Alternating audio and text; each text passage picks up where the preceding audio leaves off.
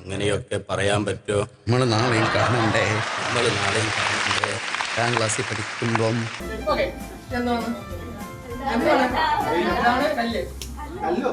നിങ്ങൾ നമ്മുടെ സ്ഥലത്ത് പോവാ, പെട്ടെന്ന് ഒരു പട്ടി വന്ന് നല്ല വെയിറ്റ് ഉണ്ട്, ഒരു ഒറ്റ എറിഞ്ഞ പട്ടി തെറിച്ചു പോകും. അതുമല്ല പിന്നെ പട്ടി തെറിച്ചു പോകും.